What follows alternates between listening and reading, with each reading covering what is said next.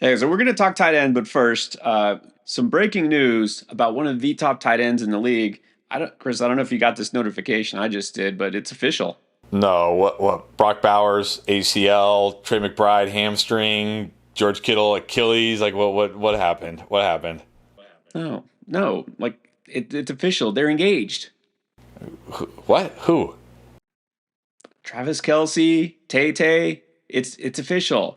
We got to bump him up the rankings now. All right, well, maybe that alone shouldn't bump Kelsey up to the top of the rankings. We'll use some data and things like that. We're going to talk about all the tight ends that matter, all the quarterbacks, everything you need to know to win and set your lineup in week one. All right, now there are some players at each position. You don't have to think about it. If you got them, they are must starts. At quarterback, Josh Allen, Lamar Jackson, Joe Burrow, Jaden Daniels, and Jalen Hurts. At tight end, Brock Bowers, Trey McBride, and George Kittle. Now, the first game of the season is going to be Thursday night, Cowboys at Eagles. If you have Jalen Hurts, you were starting him anyways. You've got to feel a lot better now facing that Cowboys defense without Micah Parsons. But let's talk Cowboys here. Dak is back. Got a new weapon in George Pickens. Jake Ferguson still there at tight end. What do you expect here against, well, a really good Philadelphia Eagles defense on the road? Yeah, this is a really good Eagles defense. It is on the road, which can make you feel great. But the fact that Micah Parsons is gone makes me feel better about Dak, because there was already like, how good is this defense really going to be? Now it's like, can they even stop the Eagles in this game? Like, how many points are the Eagles going to score in this game? Which means Dak is probably going to be throwing the ball a ton, and he's got weapons. I think Dak, even on the road against this tough Eagles defense, has to be a solid start. You can start him in pretty much any size league except maybe like an 8-team league. And then Ferguson, look, Ferguson's fine, but come on, like against the Eagles with CeeDee there, with Pickens, I don't know if there's enough here for Ferguson. Like, he's fine as a streamer in really deep leagues, but that's about it. Yeah, I mean, we kind of low-key like Dak as one of those fallback options if you waited on a quarterback. And, partially because if you saw the running back starts video, there's really not a lot of confidence in the run game yet. The passing game should be effective. This could be almost like, let's just say, a discount Joe Burrow from last year. Remember how basically they had to throw for 4 quarters every game because their defense was so bad? That might be this version of the Cowboys this year, honestly. But yeah, Dak, not go crazy. He's a solid start, not a must start. And then Ferguson, I think most weeks is kind of in the streaming conversation. I don't love this matchup, and I just don't know if there's enough here for him to really jump over the other tight ends that we are going to talk about. So I'll say for the most part, I'm sitting him. Now for the Eagles, Dallas Goedert should still be a decent option there, but is it just too obvious that he now becomes a solid start here because it's the Cowboys defense? Exactly. I think he's got to be a solid tight end starter. Not my favorite, maybe like the low end of the top 12 tight ends, right? So a guy you're starting in a 12-team league. But this is such a good matchup. Like, there could be enough here for A.J. Brown, Devonta Smith, Saquon Barkley, and Dallas Goedert to all have good games. So I think he's solid. Low end solid, but solid. Yeah, I'm right there with you. He may not smash per se, but if you waited on tight end, I think he is one of your better options here. All right, but now, if you are a Travis Kelsey fan, here we go. Let's talk Chiefs and Chargers. They're playing on Friday night, don't forget. This version of the Chiefs offense now, still, I should say, without Rashee Rice. So, well, what does that mean for Mahomes? I mean, he didn't have him really most of last year anyways. But then what about Travis Kelsey? He's got to be at least in a pretty good mood. Sure, Kelsey's in a good mood. I'll start with Mahomes. I think Mahomes will be fine. I'm not expecting, vintage 300 plus yards, 3+ touchdown Mahomes here against his Chargers defense, which is, fairly good. But I still think Mahomes is more than worth a start in your 1 QB leagues. I think I'm going to put him in that solid tier this week. You should be starting them in almost any format. And then Kelsey, I know we've said all off season like we're not drafting him. He's on the decline, but not having Rashee Rice there should help. He typically does pretty well against the Chargers historically. I can't go too crazy here, but again, I think Travis Kelsey should at least be solid this week. Yeah, well, as far as Mahomes, I'll just put him as a solid QB this week. I don't expect this necessarily to be a high-scoring game. The Chargers, Jim Harbaugh wants to try to play kind of more smash-mouth football, and The Chargers defense isn't great, but also at the same time, they're not exactly a sieve in the passing game. So I think Mahomes will be fine if he's your quarterback. No problems there, no issues with him. As far as Travis Kelce, let's just say I'll feel better about him at this part of the season than I will probably later in the season. We didn't draft a lot of Kelce, but come on, let's go all in. Week 1, if you got Travis Kelce, obviously you are a believer, so you might as well start him. I'll say he's going to be a strong start this week. If you got him, fire him up. And you know what? Let's just take it a step further. If you're doing underdog and you're setting your picks for week 1, take the higher. It's only 50.5 yards. I'm sure he can do that. And so if you haven't tried underdog yet, I suggest you sign up now. Use promo code ENDGAME when you sign up. Then you will get a free pick, and you can pair this pick or any other pick you like with that gimme pick. Good chance to win right off the bat. And don't forget, right now, still, if you play $5 in any way, you get $50 bonus cash put into your account, and you still get a deposit match. So try underdog if you haven't yet. Just make sure you use promo code ENDGAME when you check out. But the Chargers also have a QB tight end combo, not quite as glamorous, but there's Justin Herbert, and the Chargers have kind of a bunch of tight ends there. Will Dissly, there's a rookie, Rondé Gadsden. Any of these guys interest you? Well, I'll start with Justin Herbert because let's be real, like Will Dissly or whatever Chargers tight end. No, I'm not starting him. Let's just get that out of the way real quick. Okay, let's move on to the one that matters. Justin Herbert. This is not a great matchup against the Chiefs defense. Missing Rashawn Slater. I don't feel great about Herbert, but at the same time, I don't want to start Herbert in a 1 QB league, but if he's your QB2 in a super flex league, that's fine, but I don't want to start Herbert in a 1 QB league. Yeah, so no to the tight ends. I forgot they had Tyler Conklin too, but doesn't matter. Justin Herbert, super flex is as high as you can possibly go. Remember, this version of the Chiefs defense is pretty good, and last year he did not have success against them in 2 games.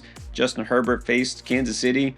He averaged under 200 passing yards and only 1 touchdown in each game. So only super flex because there are still worse quarterback options out there. All right, now we got the Dolphins taking on the Colts in Indianapolis. Let's start with the Miami side. You got Tua at quarterback, and yes, Darren Waller is the tight end to start week 1. Expectations here? Let's just start with Darren Waller. Hard pass on Darren Waller. I don't need to say anything else. Now let's go to Tua. I do feel like Tua might have been a little undervalued in drafts this year because I think maybe we see, maybe not the Miami offense we saw a couple years ago, but probably a better Miami offense than we saw last year. That said, I want to see it first. I don't want to roll Tua out this week and get what we got last year. So I do like the matchup. I do think Tua is going to be better than he was last year, but it's week 1. I don't want to put him in my lineups in a 1 QB league, but he's fine in a super flex league. Yeah, I don't have great expectations here. I'm very curious what this version of the Dolphins offense is going to look like against kind of a mediocre defense, but still, I'm keeping the expectations low. Tua is super flex only. Darren Waller, talk about needing to see it. Yeah, I need to see what he looks like for at least a couple of games. So if you did draft Darren Waller, bench him. And speaking of, there's Daniel Jones, quarterback for the Colts in week 1, and then the rookie Tyler Warren at tight end, which may be a lot more interesting. Yeah, so it's going to be pretty easy, and I'm going to start with Daniel Jones, and I'm just going to say right off the bat, hard pass on Daniel Jones. I want no part of Daniel Jones this year unless he does something crazy and makes me change my mind, which I really doubt. Now, Tyler Warren, I'm going to say this week, just a streaming option. But here's the thing. I know most of you drafted Tyler Warren to be your starting tight end. If he is your starting tight end, I think it's fine. I'm not scared of this matchup against the Dolphins by any stretch. I'm more scared of Daniel Jones. So for me, Tyler Warren's just a streamer, but I think for most of you, it's probably a guy you're going to start. Yeah, I will say this. Daniel Jones, no.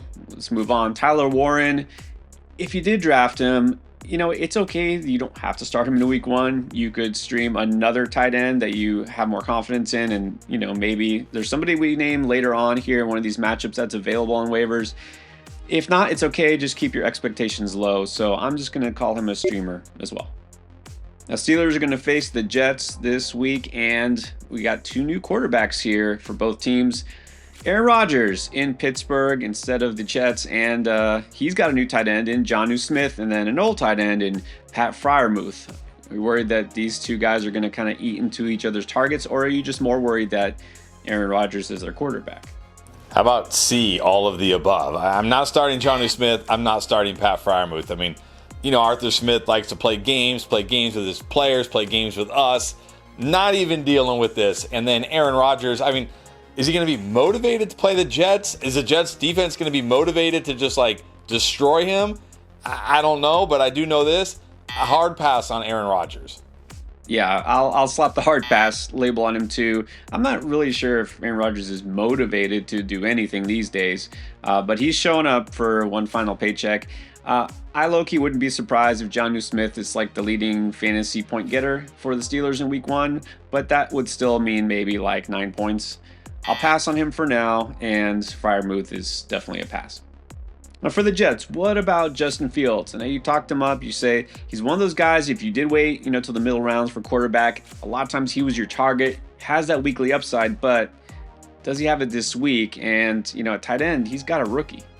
Look, I like Mason Taylor. I think Mason Taylor could have a nice year, but let's not get crazy here and start rookie tight end Mason Taylor in his first start against TJ Watt and the Steelers. Now for Justin Fields, this is not a great first matchup here, again, against this defense, but Justin Fields can run. Justin Fields can run in a touchdown. I mean, when we talk about some of the other kind of super flex range QBs, I feel better about Justin Fields because of what he can do with his legs. So I'm going to say solid tier, but he's probably like the very end of the solid tier for me. Well, I think because it's his first start as a Jet, but also facing a pretty good Steelers pass defense, I'm going to squeeze him just out of that tier and put him at the high end of the super flex only tier. There are other quarterbacks based on matchup I like better this week, so I would prefer not to start Justin Fields. Let's see how he is in this offense first of all, and then unlike Tyler Warren, you should not have drafted Mason Taylor to be your starting tight end, and if you did, you need to go hit the waiver wire. Next up, we got the Panthers taking on the Jaguars. This one could be, I think, a surprisingly good game for fantasy. So let's start with Bryce Young and the Panthers. We've been talking them up, just that whole offense, this offseason. And they're facing a pretty bad defense that I really don't think got any better. No, it definitely did not get better. I like Bryce Young. I think he's probably going to be that quarterback this week where if for some reason you need a quarterback, which nobody should really need a quarterback this week, he's out there on a ton of waiver wires, and I think he can actually be a solid start this week against the Jaguars. And then I'll say tight end here, Jatavion Sanders. Again, I like him. I like his potential this year, but I'm not starting Jatavion Sanders in week 1, even against the Jaguars. Well, as far as Sanders, I like him even better now because Adam Thielen is gone. That also makes me think Sanders is in for a bigger role because, let's face it, last year Bryce Young had one of the highest target rates to interior receivers, mainly the slot receiver, but he didn't have Sanders for the end of last year when he came back and started. I talked about him a couple of weeks ago, but let me just say, I'm not going to go crazy, but I think he's definitely a solid streaming option if you need one at tight end. And then Bryce Young, I'm going to put him in the solid range as well. This is a really good matchup. Now in Jacksonville, it's still Trevor Lawrence there. And then remember, Evan Ingram is gone. So the starting tight end there is going to be Brenton Strange, who did a little something toward the end of last year. Yeah, I like Brenton Strange this year, and I don't mind this matchup one bit against the Panthers. I'm not going to say he's like a solid tight end this week, but I certainly think you could stream him, one of the better streaming options if you don't like the tight end you drafted and he's still out there on waiver wire. Trevor Lawrence, again, this is another guy where, maybe we finally see it. Maybe Liam Cohen unlocks this guy, and it's the Panthers. But let me see it first. I don't want to start this guy week 1 and realize, Liam Cohen hasn't unlocked this guy. Super flex only.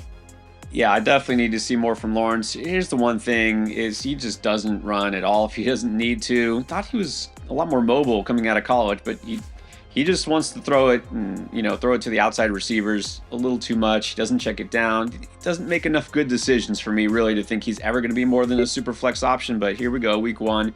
Super flex is fine. Brenton Strange, kind of one of my favorite sleepers at tight end. Right now, he's still just in the streaming conversation, though. The Cardinals taking on the Saints in week 1. Well, Trey McBride, you just set and forget. I can't say Kyler Murray is one of my favorite quarterbacks in general, but I've got to like him this week. And look, I have been talking about not drafting him if I can help it, but I'm just going to go out on a limb and say, look, it's the Saints. Yes, I think the Saints are going to be that bad. I think he might actually even be a strong start. I can't quite go strong start. You're right. It's a great matchup. It's the Saints, terrible defense. Cardinals should have no problem in this game, but man, it's Kyler Murray. He's disappointed me so many times, but it's still a great matchup. I'll say he's solid. We probably won't say the same thing on the other side here. The Saints are rolling out Spencer Rattler to start the season, and his top tight end target, in fact, probably the only one that they actually have, is Juwan Johnson. Well, I'm definitely not starting Juwan. I can barely start. I can't even start Chris Olave or Rashid Shaheed, honestly. How can I start Juwan Johnson? No chance. And then I'll say Spencer Rattler. This is probably the hardest of all hard passes. I mean, Daniel Jones, Aaron Rodgers, Spencer Rattler. Give me Daniel Jones or Aaron Rodgers over Spencer Rattler. Yeah, it's not even about the matchup. It's just, come on. We saw what we did last year. Unless this is a shockingly good game for Rattler, I think you can just ignore him for fantasy, even in a 2 QB league. Giants at Commanders. If you got Jaden Daniels, you're good.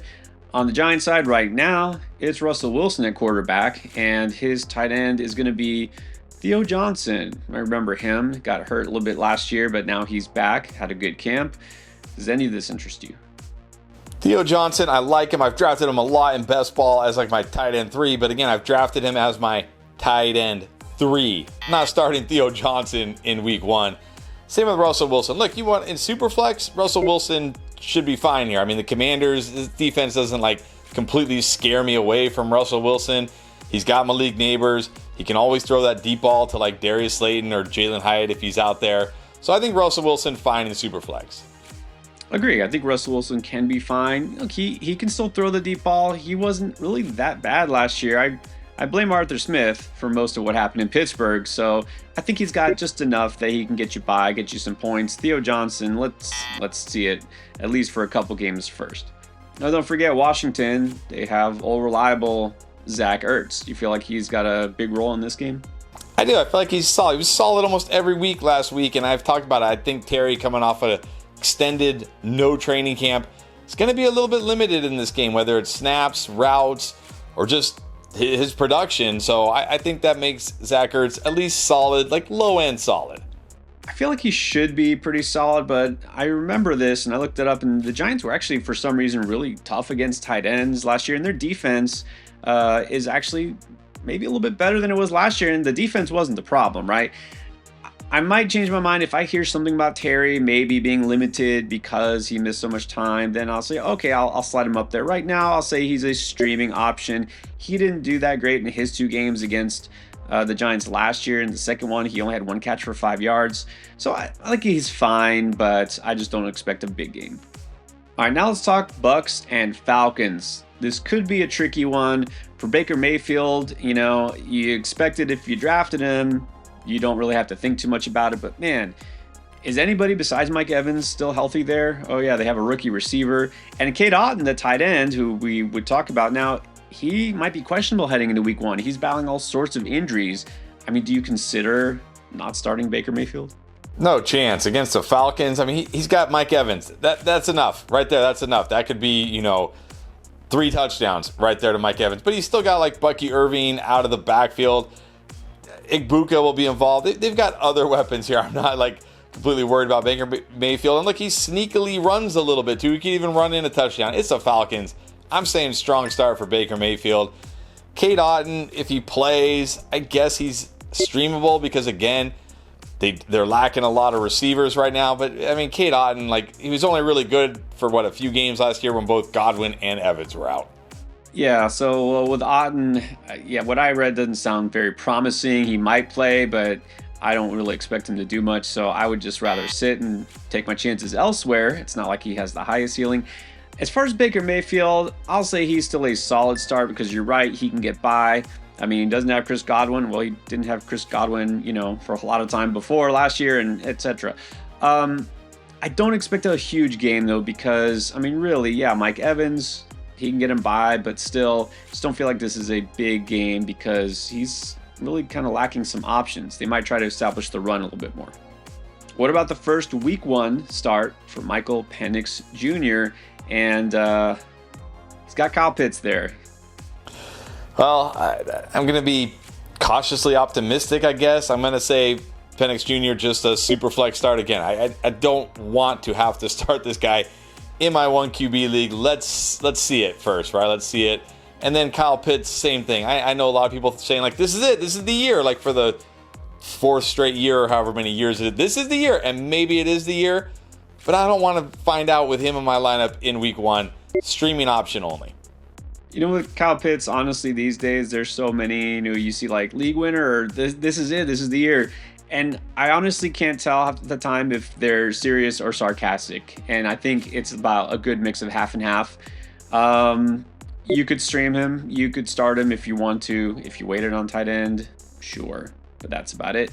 And then Michael Penix, I think he'll have a decent season, but let's face it, he doesn't run. He's a good super flex option for now. Then the battle for Ohio, the Bengals at the Browns. You got a pair of must-start quarterbacks, of course, Joe Burrow and Joe Flacco. We don't have Joe Flacco as a must-start? Come on. Okay, well, look, let's talk Mike Gesicki here first. All right. Do you think Gesicki does anything against the Browns? He could. Gesicki's one of these tight ends, like, you know the potential is always there, but then there's always the potential that it's all Jamar Chase and T. Higgins, and he's kind of left out here. So I feel like Gesicki is just going to live in the streaming tier all year long, right? You can stream him. You know there's potential, but you also know there's risk he does nothing. It's not a tough matchup. He could always do something. I know we used to say, well, when T. Higgins is hurt, you start Gesicki. T. Higgins doesn't get hurt anymore. Apparently, he's just kind of over that. But yeah, Gesicki always has touchdown upside, so he's just always a streamer.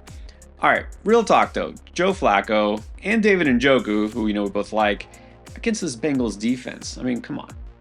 I know it's the Bengals defense, and I know Joe Flacco might throw the ball 40 plus times, but I can't put him any higher than Superflex. I mean, maybe one of my favorite Superflex guys, but are you really, like, in a 12 or 10 team league going to put Joe Flacco in your lineup over other quarterbacks? I cannot do it. Superflex only, high-end Superflex. David Njoku's got to be a strong start this week. I mean, borderline must start. Against the Bengals, in a game, again, where Joe Flacco might have to throw it 40-plus times to keep pace with this Bengals offense, David Njoku could smash this week. Very strong start. Well, David Njoku is going to be one of my favorite tight end options this week for sure. He's a strong start, absolutely. I want to go even higher with Flacco, but honestly, I do think he will be a solid pick because he really will probably throw the ball 40, maybe 50 times. I'm not even exaggerating because look at what he's done. Look at this Cleveland team. Their rushing offense is going to be Dylan Sampson. Yeah, we kind of like him, but really, and Jerome Ford. They're going to be down big. They're going to throw it a lot. Volume, that's what gets you by in terms of fantasy. So I think Flacco is a solid option. Now the Raiders at the Patriots. All right, so for Vegas, Brock Bowers must start. Geno Smith, where does he fall? It's going to be right there. Probably he's going to be like the Mike Gesicki of quarterbacks. Like the entire season, probably just going to say super flex. You know he's solid. You know he'll put up decent points every week. Probably won't have many huge games, but probably won't kill you either, so super flex. Yeah, I think you're right. You know, some people are getting a little carried away with how great they think this Raiders offense might be with Genti there and Chip Kelly and all this. Okay, let's pump the brakes. Geno is fine, and that's it. A lot of people also very excited for Drake May, and his tight end there is still Hunter Henry. And look, Drake May does something that Geno doesn't. He runs quite a bit. Those rushing yards maybe could make the difference. It might, and honestly, I'm like really close here to putting them in the solid tier because it's the Raiders and this defense is so bad. But I do have some worries that they're just going to play so slow, so conservative that maybe he doesn't quite have the upside I'm looking for a QB in like a 10 or 12 team league, but very high-end super flex this week. And then Hunter Henry, he's just going to live in this streaming tier all year. We know that he could score a touchdown on every given week, or he could not score a touchdown. But that's kind of what you're looking for in a streaming tight end. So he's a streamer. It is a good matchup. Maybe this is a week he could score. Yeah, with Drake May, I'm right there with you. I almost think I should put him a little bit higher. It's the Raiders, but at the same time, what happens with these teams that are kind of lesser, let's just say. It's just a low-scoring game. It might be. The implied total for this matchup is one of the lowest of the week. And so I do also worry in general that this New England offense just isn't necessarily going to be lighting up the scoreboard. They're going to run the ball, right? It's going to be somewhat conservative. It's Mike Vrabel. So anyways, I think he's still a very high-end super flex option. You could stream him if you really need to at quarterback. And then Hunter Henry, you can always stream him if you're hoping for a touchdown. The 49ers taking on the Seahawks in week 1. George Kittle must start. Brock Purdy, not quite. He's still missing Juwan Jennings as far as we know. I don't know if that's going to change before this game kicks off. So what does that mean? He's still got Christian McCaffrey. He's still got George Kittle. He's still got Ricky Pearsall. I'm not worried. Now, I will say, on the road in Seattle, not the greatest spot to play here. But Brock Purdy in this offense has enough of a floor and upside to be startable in almost any format. He's solid this week. Solid because there is a floor here, you're right. I mean, based on just the receiver room alone, you might be scared off of him, but he does happen to have one of the best tight ends in the game, and Christian McCaffrey, as of right now, is still healthy. So he's solid. Will Sam Darnold, in his first game as a Seahawk quarterback, be solid? And any faith in the rookie Elijah Arroyo at tight end? I have to say Elijah Arroyo, don't start this guy in week 1. Let's see how he's used first, if he's even used at all. Sam Darnold, I don't expect the Sam Darnold we saw in Minnesota last year. This is going to be a more run-heavy, more conservative offense.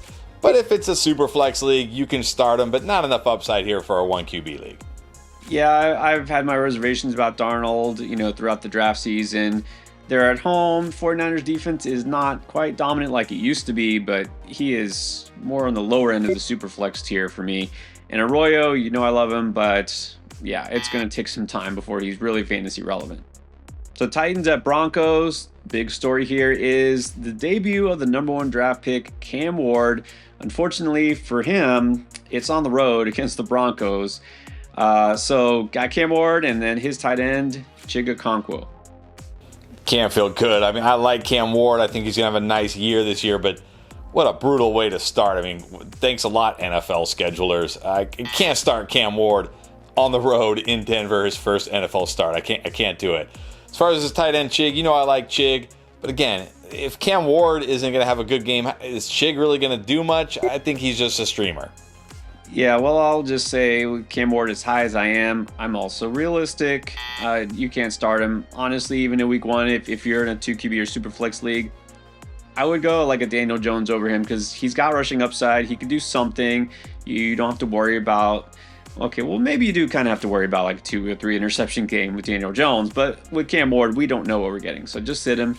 Chig Okonkwo, I think, might be the one guy who can get some points here in this offense because this is why I was so high on Chig throughout the draft process. He's going to be one of his favorite targets. He's going to be that safety blanket. I think he'll at least be enough to be streamable this week. For the Broncos, got Bo Nix and a new tight end there in town, Evan Ingram. I'm going to say both these guys are solid. Maybe I'm like a little too low on Bo Nix, but I don't know. I just don't ever get that excited about Bo Nix. It's not the worst matchup against the Titans, and maybe he runs more like he did early last year versus late last year, but I think he's just solid, and same with Evan Ingram. I think if you got these guys, you should feel fine starting them. I think about it this way. I mean, Denver at home and Bo Nix, the way he ended the season, you should just feel good anyways. If we expect the Titans to struggle and Cam Ward to struggle in this matchup, figure Denver's going to have a pretty easy time on offense. I'm going to say Bo Nix should be a strong start here.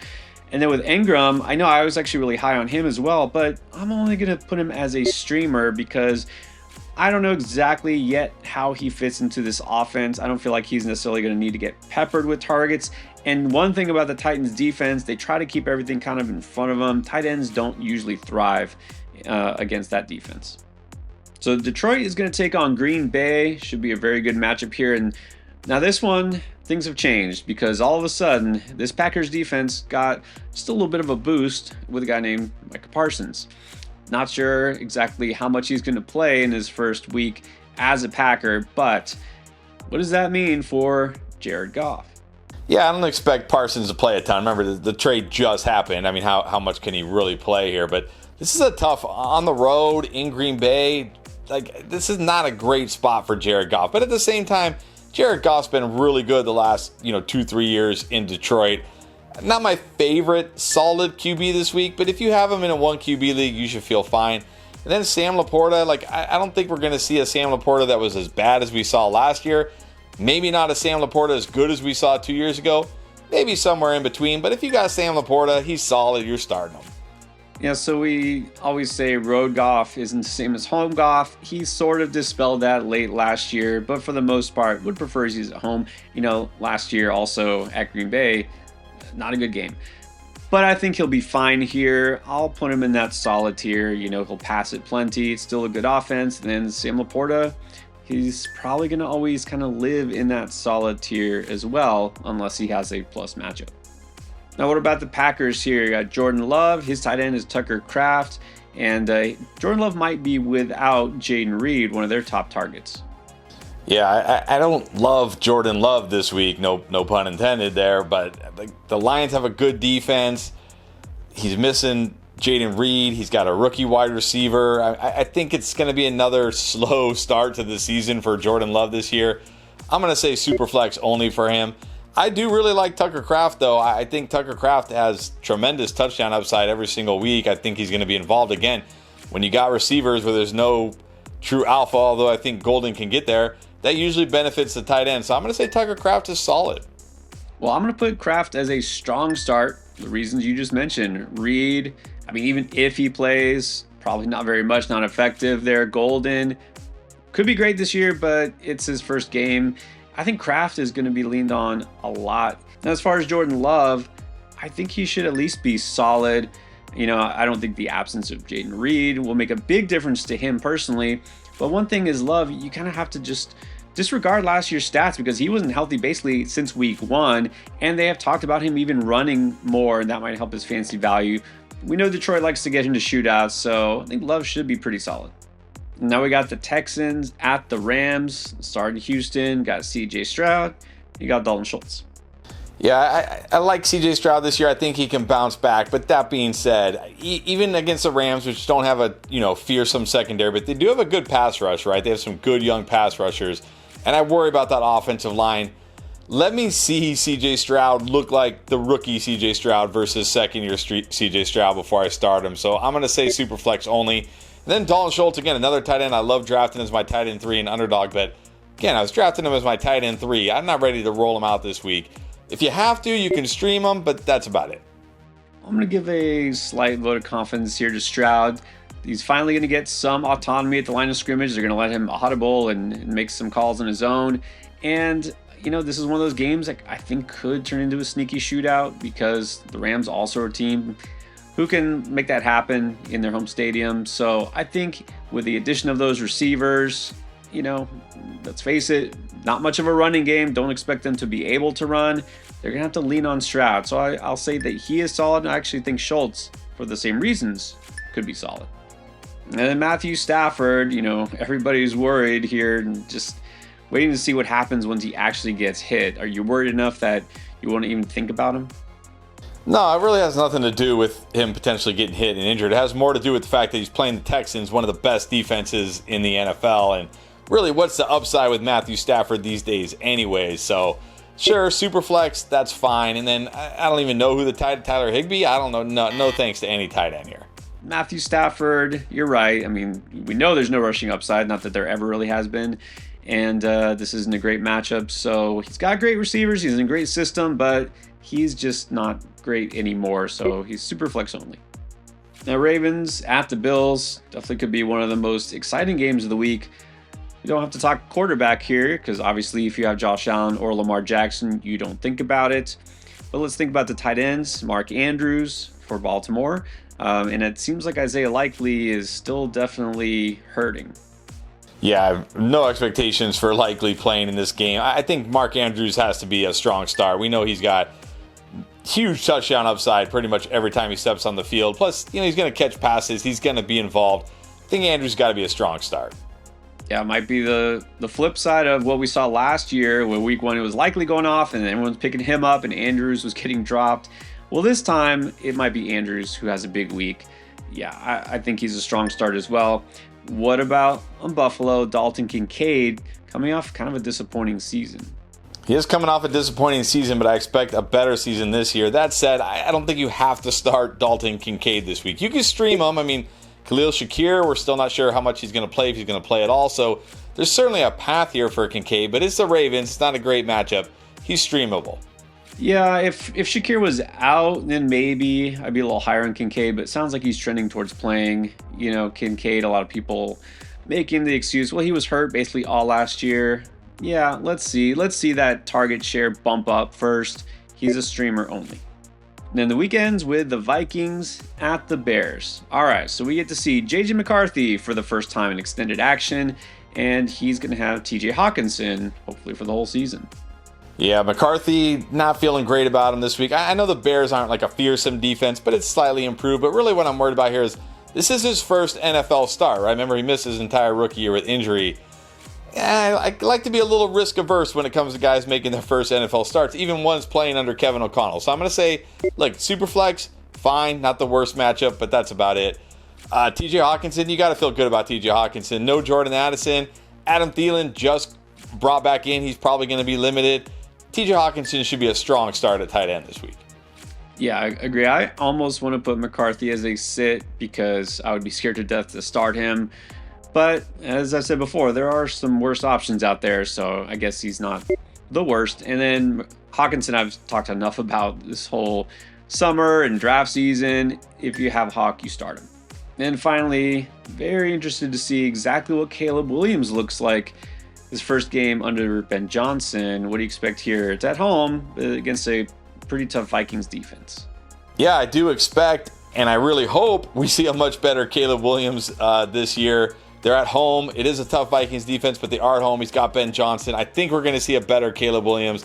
I feel like Caleb Williams should be solid this week, even in your 1 QB, like 12-team or lower leagues. I think Caleb Williams is a fine start. And then rookie Colston Loveland at tight end. Nah, it's too soon here. I mean, you got DJ Moore, Romo Dunze, Cole Kmet still kind of lurking there. Let me see his role and how he's using this offense before I put him in my lineup. Too soon for Loveland. I agree with that.